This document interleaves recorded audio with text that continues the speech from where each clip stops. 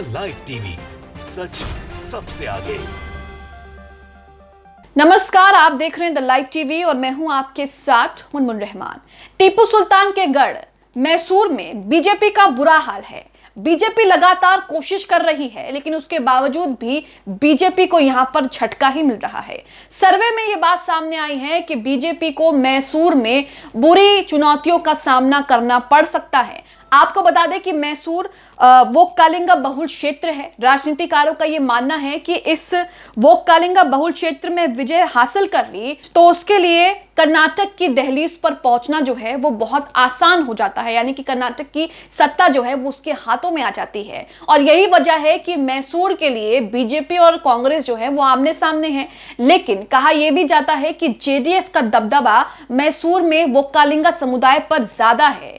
इसी के साथ बीजेपी लगातार पिछड़ती जा रही है। हालांकि बीजेपी लाख कोशिशें कर रही है वो कलिंगा समुदाय को अपने पाले में लाने के लिए। आपको बता दें कि चुनाव से ठीक पहले ही बीजेपी ने मुस्लिम आरक्षण खत्म कर दिया, जिसके बाद उस मुस्लिम आरक्षण को वो कलिंगा समुदाय और लिंगायत समुदाय के बीच आधा आधा बांट दिया। लेकिन उसके बावजूद भी बीजेपी वो कलिंगा को अपने पाले में लाने में असमर्थ है। इसी के साथ हिंदुस्तान टाइम्स ने एक रिपोर्ट प्रकाशित की है जिसमें बताया गया है कि बीजेपी वो कलिंगा बहुल क्षेत्र में किस तरीके से जद्दोजहद कर रही है। हालांकि बीजेपी यहां पर 11 से ज्यादा सीटें जो है वो कभी भी जीत नहीं पाई है।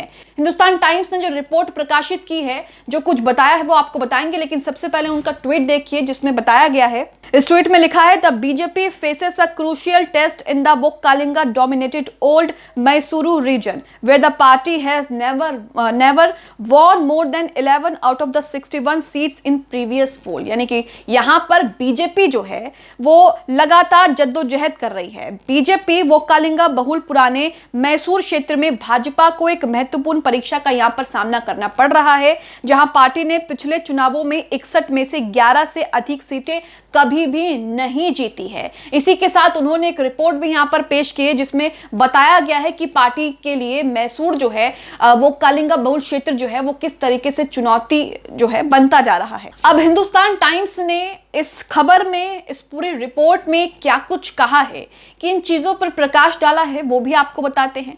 सबसे पहले आप उनकी हेडलाइन देखिए। ये पूरी खबर अंग्रेजी में है, मैं आपको बताऊंगी कि इस खबर में क्या लिखा है। तो यहां पर सबसे पहले लिखा है कि Karnataka election BJP strategy and challenges, यानी कि कर्नाटक इलेक्शन में बीजेपी की चुनौतियां और बीजेपी के सामने बीजेपी की रणनीति क्या है, इसी के ऊपर जो है बात की गई है। आगे खबर में लिखा है कि at a party meeting some time toward the end of 2022 union home minister Amit Shah is learned to have expressed annoyance over the lack of preparation by the leader of the Karnataka unit of the Bharatiya Janata Party for the upcoming assembly polls। तो यहां पर यह बताया जा रहा है कि 2022 के अंत समय में अमित शाह एक मीटिंग करते हैं और उस मीटिंग में अमित शाह अपने नेताओं से खुलकर नाराजगी जताते हैं, जिसमें उन्होंने ये कहा कि उनके नेता तैयारी करने में बिल्कुल विफल रहे हैं। यहीं पर अमित शाह जो है वो कर्नाटक के इकाई नेताओं द्वारा तैयारियों की कमी पर नाराजगी व्यक्त करते हैं। साथ ही उस समय अमित शाह ने नए नेताओं को तैयार करने और मुद्दों की पहचान करने में विफलताओं को भी चिन्हित किया था। तो यहां पर अमित शाह ने खूब नाराजगी जो है वो व्यक्त की थी। यहीं पर आपको बता दें कि अमित शाह ने अपने नेताओं से नाराजगी जाहिर की थी और यह भी कहा था कि पुराने मैसूर क्षेत्र में बूथों को मजबूत करने में उनके नेता जो हैं वो विफल साबित हुए हैं, पिछड़ गए हैं। तो पुराना मैसूर जो है वो कर्नाटक की राजनीति में इसलिए जरूरी है क्योंकि वो कलिंगा बहुल क्षेत्र है। राजनीतिकारों का मानना है कि वहां पर जिसने भी जीत हासिल कर ली उसके लिए कर्नाटक की सत्ता की दहलीज में आना और भी आसान हो जाता है। आपको बता दें कि बीजेपी 11 से ज्यादा सीटें जो हैं वो कभी भी मैसूर में जीत नहीं पाई है। हालांकि बीजेपी ने इसको लेकर अभियान भी चलाया। आगे आपको बताएंगे कि बीजेपी ने क्या स्ट्रेटजी अपनाई।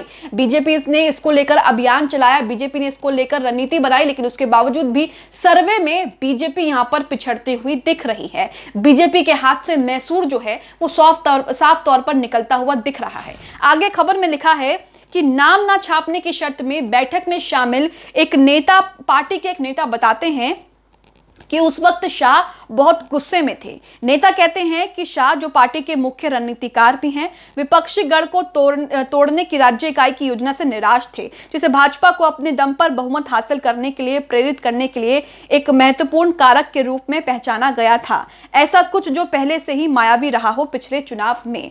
आपको बता दें कि भाजपा की राज्य के उत्तर और मध्य क्षेत्रों में काफी मजबूत उपस्थिति है, जहां राजनीतिक रूप से शक्तिशाली लिंगायत समुदाय पार्टी के विकास को बनाए रखता है, और तटीय क्षेत्र में जहां इसके वैचारिक स्रोत राष्ट्रीय स्वयंसेवक ने पैठ बनाने में मदद की है। आपको बता दें कि लिंगायत समुदाय पहले से ही भाजपा को समर्थन करता है। भाजपा यहां पर वो कालिंगा समुदाय का भी समर्थन चाहती है और इसीलिए भाजपा उनको लुभाने की हर कोशिश कर रही है और कोशिश उन्होंने की भी है। आपको बता दें कि इसे संबोधित करने के लिए पुराने मैसूर क्षेत्र में पार्टी के वरिष्ठ नेताओं के कई दौरों के साथ एक ठोस अभियान चलाया गया ताकि वो वहां पर अपनी मजबूती जो है वो बना सके। शाह, पार्टी अध्यक्ष जेपी नड्डा और राष्ट्रीय और राज्य के नेताओं की एक टोली 10 मई को होने वाले विधानसभा चुनाव से पहले ही क्षेत्र में रैलियों को संबोधित कर चुकी है और कर रही है, लेकिन उसके बावजूद भी जो सर्वे सामने आ रहे हैं उसमें बीजेपी को यहाँ पर कहीं से भी बढ़त नहीं मिल रही है। खबर में आगे लिखा है कि तुमकुर, चिक्का, बल्लापुर, कोलार, कोडाकू, रामनगर, मांड्या, हसन और चामराजनगर में पार्टी ने दो तरफा दृष्टिकोण पर काम करना शुरू किया। हमने मजबूत नेताओं को शामिल किया। वो नेता बता रहे हैं कि हमने मजबूत नेताओं को शामिल करना शुरू किया और खराब प्रदर्शन और वंशवादी राजनीति जैसे मुद्दों पर अपने विरोधियों को निशाना बनाया। इसी के साथ अगर जाति संतुलन की बात करें तो यहाँ पर जाति संतुलन आप साफ साफ देख सकते हैं। कर्नाटक की राजनीति में लिंगायत समुदाय का अच्छा खासा प्रभाव है, वहीं वोक्कालिंगा समुदाय का भी अच्छा खासा प्रभाव जो है वो माना जाता है। इसलिए बीजेपी और कांग्रेस दोनों ही समुदाय को लेकर आमने सामने हैं। बीजेपी से पिछले ही दिनों लिंगायत समुदाय के कई नेताओं ने पार्टी से इस्तीफा दे दिया है और कांग्रेस में शामिल हो गए हैं। अगर पुराने मैसूर की बात करें तो पुराने मैसूर में जेडीएस का दबदबा जो है वो ज्यादा रहा है, लेकिन यहां पर पिछले दिनों कांग्रेस ने भी अपनी पकड़ मजबूत की है। वो वजह यह है कि कांग्रेस के जो प्रदेश अध्यक्ष हैं डीके शिव कुमार, वो वोक्कालिंगा समुदाय से ही आते हैं और पिछले दिनों इन्होंने यहां पर अपनी पकड़ जो है वो मजबूत की है, इसलिए कांग्रेस को यहां से उम्मीदें जो हैं वो ज्यादा हैं। यहीं पर आपको बता दें कि प्रदेश चुनाव में रणनीति के लिहाज से पुराने मैसूर क्षेत्र को बहुत अहम माना जाता है और अगर पिछले चुनावों की बात करें तो ये आंकड़े कुछ इस तरह हैं। पुराने मैसूर क्षेत्र में करीब 60 सीटें हैं। 2018 की बात करें तो 2018 के चुनाव में जेडीएस ने 23, कांग्रेस ने 16 और भाजपा ने 11 सीटों पर जीत दर्ज की थी। ये ठीक वैसा ही जैसा हमने आपको बताया कि भाजपा ने यहां पर 11 से ज्यादा सीटें कभी भी नहीं जीती। पूर्व प्रधानमंत्री और जेडीएस के संस्थापक एचडी देवगौड़ा वोक्कालिंगा समुदाय से आते हैं, इसलिए इस समुदाय को पार्टी का कोर वोट माना जाता है और यही वजह है कि जेडीएस का दबदबा वहां पर ज्यादा है। वहीं खबर में यह भी लिखा है कि वोक्कालिंगा समुदाय या पुराने मैसूर में जेडीएस की पकड़ कमजोर पड़ने की वजह कांग्रेस प्रदेश अध्यक्ष डीके शिव कुमार है। वो भी वोक्कालिंगा समुदाय से आते हैं और उन्होंने पिछले कुछ वर्षों में अपनी पकड़ यहां पर मजबूत कर ली है। वहीं आपको बता दें कि बीजेपी ने वोक्कालिंगा समुदाय को साधने के लिए 2% आरक्षण, मुस्लिम आरक्षण को खत्म करके 2% आरक्षण जो है वो वोक्कालिंगा समुदाय को दे दिया। वहीं लिंगायत समुदाय को भी खुश करने के लिए बीजेपी ने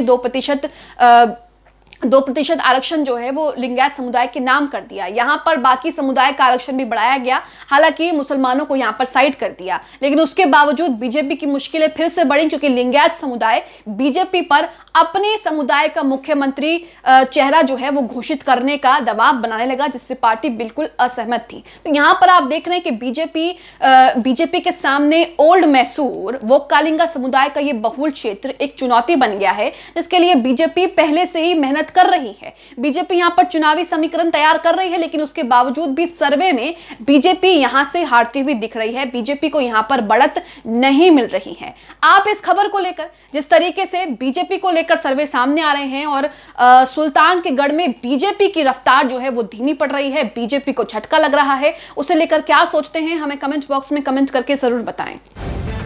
द लाइव टीवी, सच सबसे आगे।